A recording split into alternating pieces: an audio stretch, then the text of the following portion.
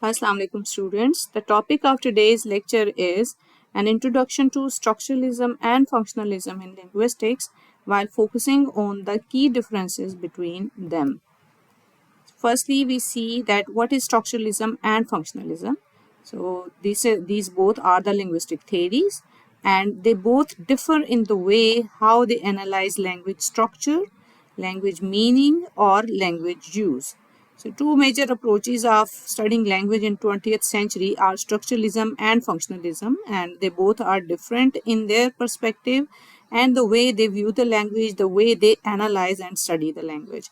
So what does structuralism do? Structuralism focuses on the form of language, the structure of language, what is the form of a language, what is the structure of the language, and what are the internal systems of language. So it sees language as a system of interrelated elements. While functionalism in analyzing language, it focuses on the functions of language, the meanings, and how language is used in different contexts. So what does it do? It studies language as a tool serving communicative and social functions. So these are the basic definitions of both structuralism and functionalism. We will move on and we will see them in detail. So firstly, we see what is structuralism. The key theorists of structuralism are Ferdinand de Saussure and Leonard Bloomfield. Ferdinand de Saussure is also called the father of structural linguistics, and Leonard Bloomfield is the one who applied structuralism to American linguistics.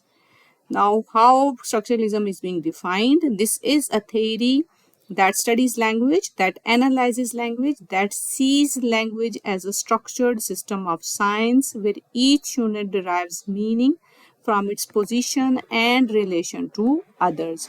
So what would that mean? That languages do not have any inherent meanings. Rather, they derive meanings in opposition and in relation to other elements. That would also mean that each linguistic element or each language element that derives its meaning in relation and in opposition or from its position to other elements. So these are also the key perspectives and the key things introduced by Ferdinand de Saussure, and we already had discussed them in the other lecture. The core concepts of structuralism are long and parole, signified, and firstly we will have a look at what is long and parole. So long is the systematic structure of language system, as Saussure sees language as a system, and he gave these two concepts of long and parole. Long is the abstract structured system of language which is shared by a certain speech community. Long actually that refers to the collective abstract system of rules and conventions that govern any language.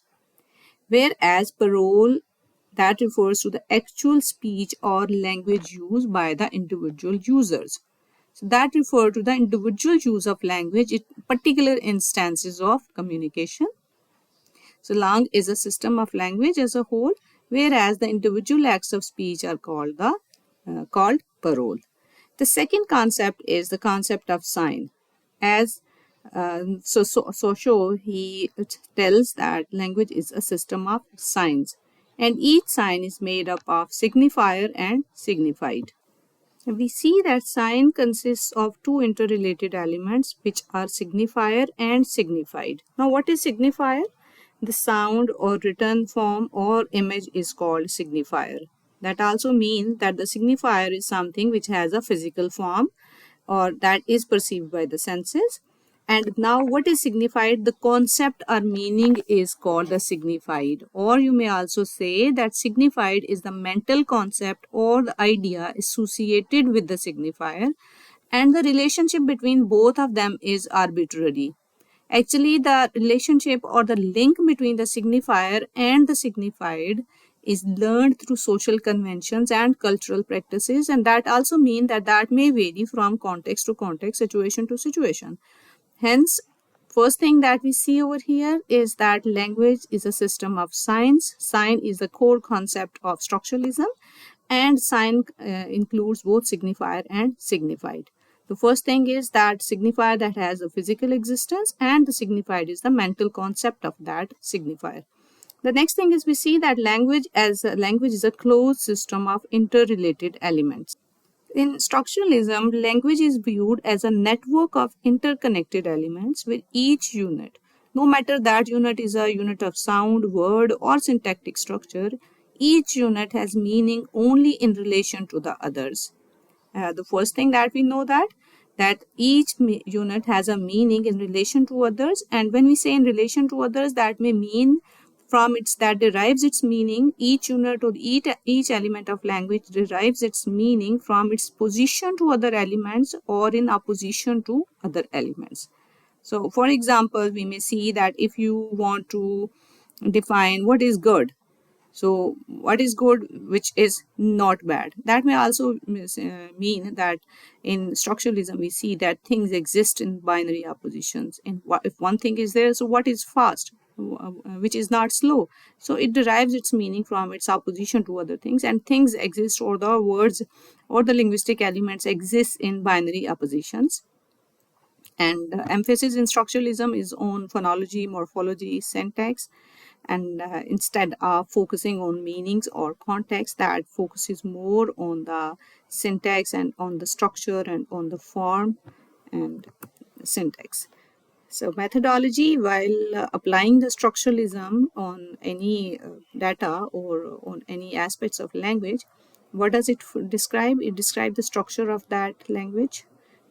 In structure of language, that may study the phonemes, the morphemes, and syntax. And while doing this, while focusing on structure, what does that do in structuralism? In structuralist application, it ignores the meanings of language, the context in which language is being used, or the language use. And in structuralism or in structuralist theory, the analysis is more descriptive, formal, and which focuses on the language structure, and it focuses on the internal consistency and hierarchy. The criticism which is posed on structuralism is that it ignores context, it ignores meaning and pragmatic aspects of language, and it does not take into account the language change and variation while doing so.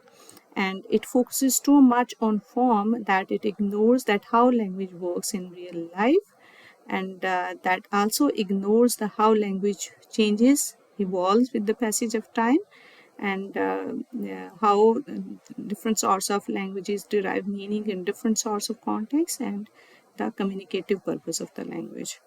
With this, we will move on and see that what is functionalism.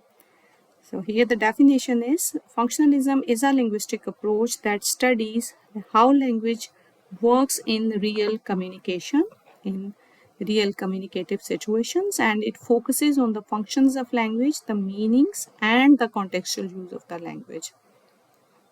And while focusing on language as a tool for communication, and it studies language, how language works in real contexts.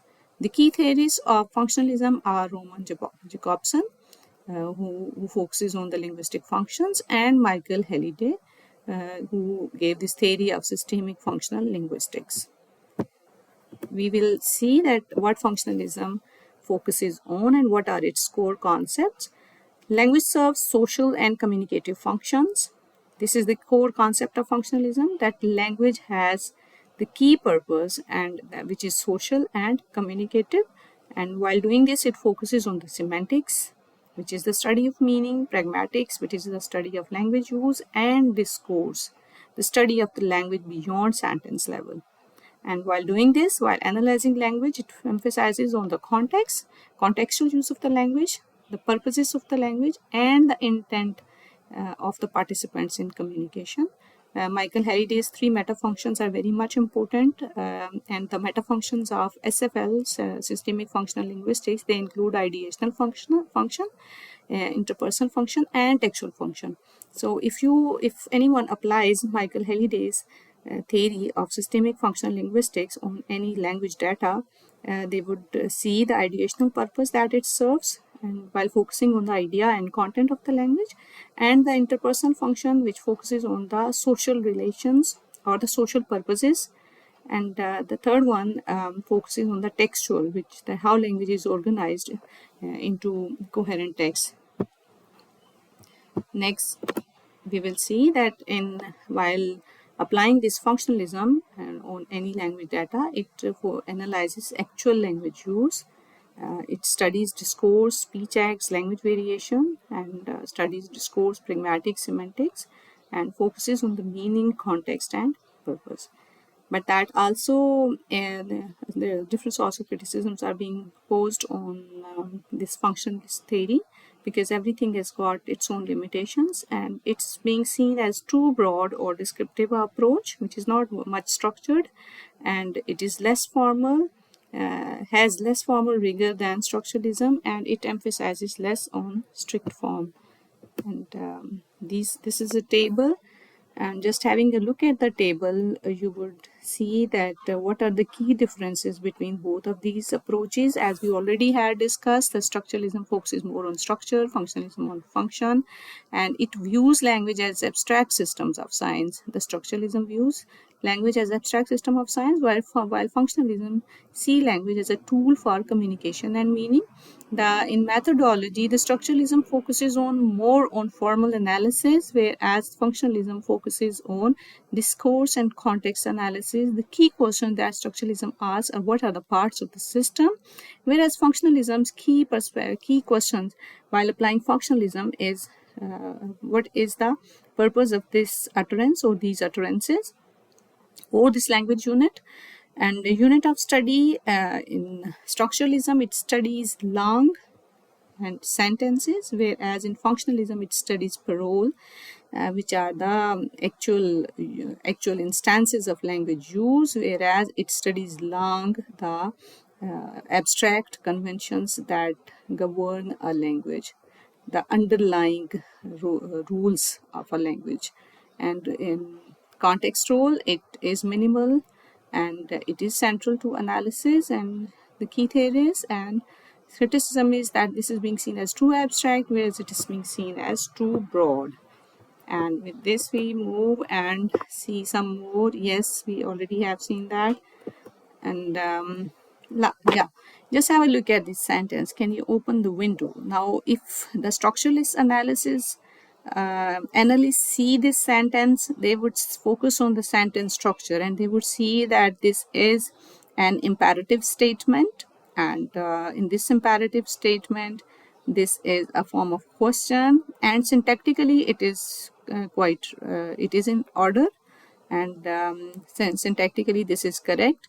And focus on syntax. So if focusing on syntax, they would see that this is interrogative form, and morphological structure, that this is made up of a modal, verb, pronoun, verb, article, and noun. Whereas functionalist analysis or functionalist analysts, they would see that this utterance has an interpersonal function, and in interpersonal function it is a sort of a polite request. This is not literally a question, though its formation suggests that this is a question, but its purpose is that of putting in a polite request.